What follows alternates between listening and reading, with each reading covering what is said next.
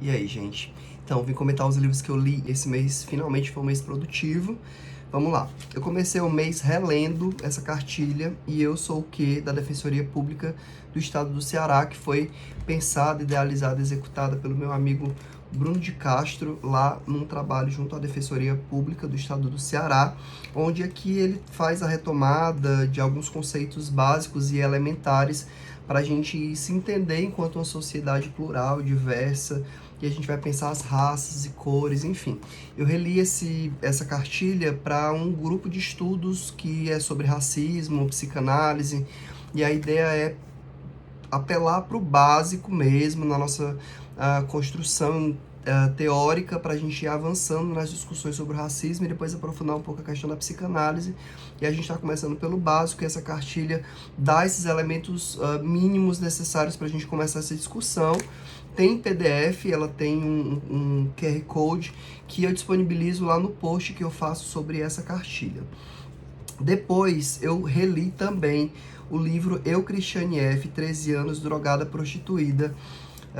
Essa releitura fez parte do meu projetinho de 12 livros para 2025, que eu não concluí no ano passado, e aí estou concluindo esse ano. E aí decidi reler Eu, Cristiane F., porque eu queria ler a continuação, que é Eu, Cristiane F., A Vida Apesar de Tudo, que eu também li. Então, eu li esses dois e os dois estão lá no meu vídeo de leituras que eu queria fazer nesse projeto de 12 livros para 2025. E aí, o Cristiane F., Apesar de Tudo, seria um complemento à leitura do 13 anos, Drogada Prostituída, enfim, que é o clássico, né? Então, vamos lá. Foi ótimo reler esse livro, ele realmente é muito bom. Ele retrata uma geração da década de 70, especialmente na Alemanha, que se envolve com o uso de drogas injetáveis, especificamente a heroína e outras drogas também, num contexto social e político e cultural, em que os jovens não tinham muita voz, e uma série de mudanças e transições sociais que fazem com que, por exemplo, jovens como a Cristiane F. Se valham das drogas como recurso mesmo de socialização, mas socialização no sentido de construção do espaço dessa juventude, enfim. E aí a Cristiane se aprofunda no uso da heroína, e a gente tem toda a história dela aqui, iniciando esse uso ali pelos idos dos 13 anos, chegando a se prostituir a partir dos 14, para conseguir dinheiro para sustentar o uso da heroína, que era, enfim, que era caro e que precisava não sei se caro, né, porque como a moeda aqui é outra, mas é caro no sentido da quantidade de que ela precisa usar e que vai aumentando, enfim, e que é um uso diário. Então, ela precisava ter esse dinheiro para conseguir a heroína. E esse livro foi muito importante porque ele ensina muita coisa para a gente, né? Acerca do que é, por exemplo, uma crise de abstinência, mostra a dificuldade, faz com que a gente entenda bem o que é a dependência química propriamente. Enfim, é um livro que meio que assombrou uma geração aí, né? Especialmente a minha, que nasci nos anos 80, final dos anos 80, nos anos 90 especialmente. A Cristiane era uma figura que circulava, especialmente esse livro. Tem um filme também, que eu também coloquei como fazendo parte desse projetinho, que se chama Eu, Cristiane F., 13 anos, drogada e prostituída, que é de 1978, se eu não estou enganado. E também é um filme que ilustra bem tudo isso que está sendo construído aqui. Sobre a continuação, aí aqui a gente já tem a Cristiane com 51 anos, e aí eu confesso que aqui eu já não gostei muito, assim, aquele tipo de livro que você quer que exista porque você quer saber o que acontece depois, mas quando você lê, você se decepciona de ver em quem se transformou esse personagem tão icônico, você vê que você não gosta dela depois de tudo isso que você viveu com ela aqui. Você não gosta dessa mulher que chega aqui, ela faz umas coisas bem difíceis de engolir, assim, e ela continua usando drogas, ela continua tendo a vida em torno disso. Ela vai ter um filho, que aqui a essa época está com 17 anos, e ela perdeu a guarda desse filho justamente por conta do envolvimento dela com pessoas, e a questão do uso, enfim. Ela vira alguém famosa, especialmente na Alemanha, mas na Europa como um todo, por conta do livro e do filme que retrata o livro. Então ela é uma personalidade, mas uma personalidade meio não grata, assim, né? Apesar de ela ter fãs e tudo mais. mas, enfim, porque, enfim, ela se envolve com drogas, prostituição, são imagens que a Alemanha talvez não queira associar, né? Enfim, então a Cristiane, nesse livro aqui, não é legal, assim, ela faz umas coisas que são, é porque eu não quero dar spoiler, mas ela faz coisas meio ruins. E ela tá meio paranoica aqui mesmo, assim. Ela tem um discurso um pouco paranoico e que, da hora, você fica se questionando se é real, se não é, enfim. Então, não recomendo. Eu acho que se você tem curiosidade de saber o que acontece com o Cristiane, você não precisa ler esse livro, vai na internet, busca informações, tá tudo lá.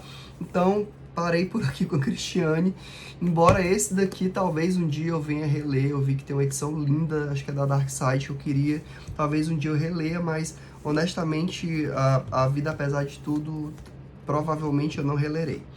E aí, li esse presente da Raquel, que é o Aprendendo a Viver, Imagens da Clarice, que é um livro que traz alguns fragmentos da obra dela, muito ilustrado com fotos da vida dela toda, assim, tem desde ela muito pequenininha, a ela mais velha, mais adulta, enfim.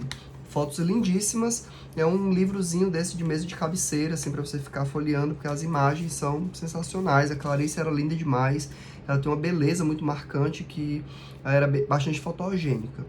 E aí depois eu li para o Gradiva, né, o grupo de literatura e psicanálise do qual eu faço parte, Herdeiras do Mar, da Mary Lynn Bresch, que é esse livro, que eu tenho essa edição que é da Tag, né, vem nessa luvinha, vem com essa revistinha e essa capa, que é linda, é uma edição linda, e aí retrata a Coreia na época das invasões japonesas, ali em torno da Segunda Guerra Mundial.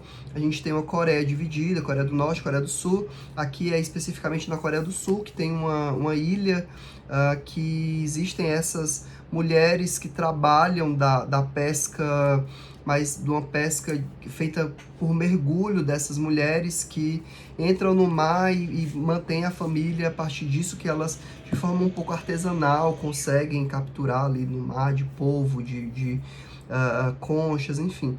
E elas vendem isso na feira e mantêm a família com isso, assim, constituindo uma sociedade que é mais matriarcal, né? A mulher tem essa centralidade, mas tudo de forma muito artesanal e sustentável, né?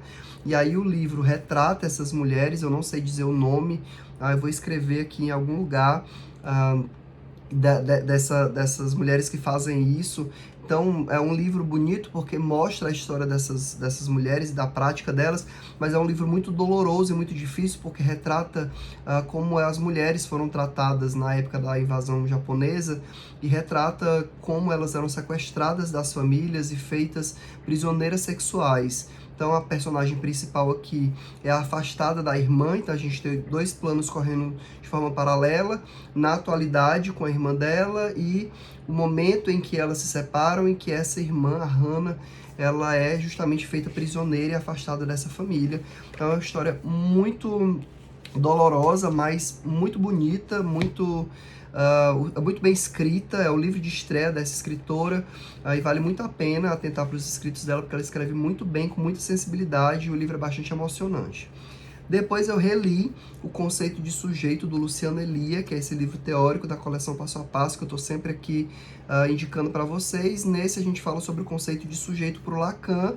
Aqui o Luciano Elia não alisa, assim, ele faz uma proposta bem psicanalítica de muito mais abrir o que é essa noção de sujeito do que responder propriamente, o que é bastante interessante. E faz com que a gente tenha elementos para pensar e construir o que é essa noção de sujeito para a psicanálise. Então, super indico essa leitura. E aí eu li essa biografia do Freud, que se chama Freud, a Descoberta do Inconsciente, do Octave Manoni.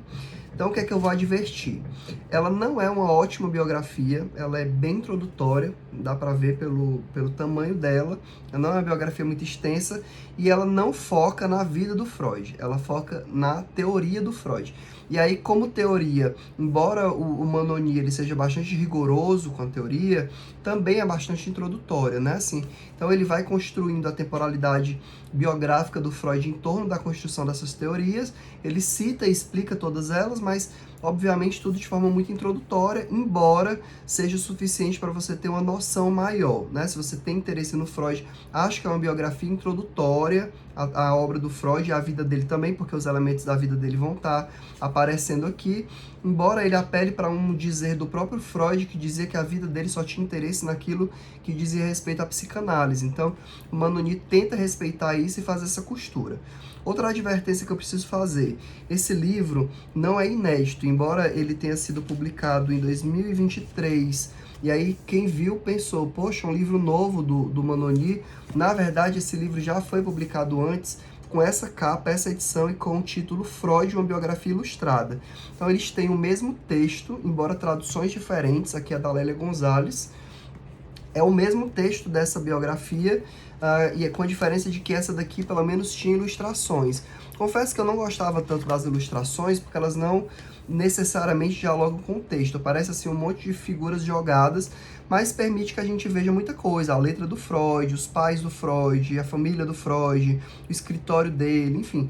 Dá pra gente ver muita coisa aqui nessa biografia ilustrada, coisa que se perde nessa daqui, que é somente o texto, né? Não tem nenhuma ilustração. Depois eu li Corpo Nulo, da Sara Sintik, que é um livrinho de poesia super curto, super rápido e que tem o corpo como centralidade. Então, a gente vai ler aqui poesias que falam sobre o atravessamento sensorial desse corpo e de uma construção subjetiva a partir desse corpo.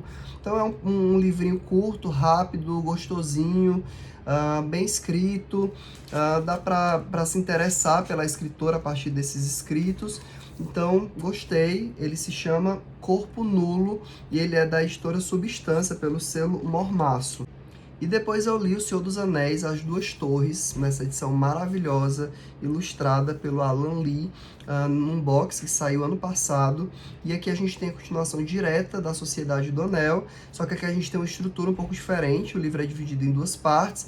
Na primeira parte a gente tem todo o núcleo ali em torno do Aragorn, do Gimli, do Pippin, né?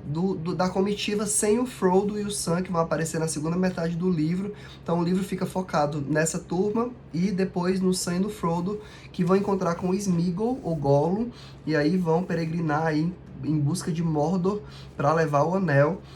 E aí muita coisa vai acontecer, muitas aventuras e personagens vão aparecendo, como Língua de Cobra. A gente vai ter a Laracne, que é essa aranha gigante. A gente vai ter o Sméagol, que é um personagem que a gente adora. A gente vai ter, sei lá, os Ents, né, a Barbárvore. Então, muita coisa legal. Aqui fica muito claro o quanto o Tolkien era genial e o quanto ele conseguia criar um universo tão incrível que é o universo da Terra-média. Então, fiquei mais fascinado ainda pelo Tolkien com essa releitura das Duas Torres. É um livro muito bem fechadinho, muito bem concatenado, uma delícia de leitura, super indico. E por fim, mas não menos importante, eu li o livro do Chico Chico, que é o livro de lançamento aí do Chico, que é o Pequenos Sigilos, que tá nessa edição bem bonita. Também é um livro super curtinho, é um livro de poemas, /contos, /escritos aleatórios. E o Chico, você vê que o Chico tem um talento para escrita, isso já está denunciado lá nas letras de músicas dele, mas é legal ver o Chico também veredando pela poesia escrita, né, com essa intenção de ser escrita, não só cantada.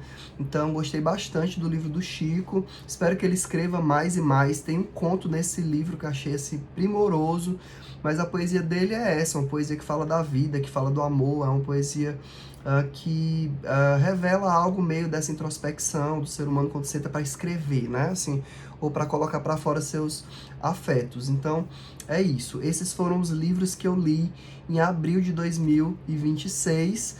Foi um mês bem produtivo, espero que o próximo seja também. É isso e até o próximo mês.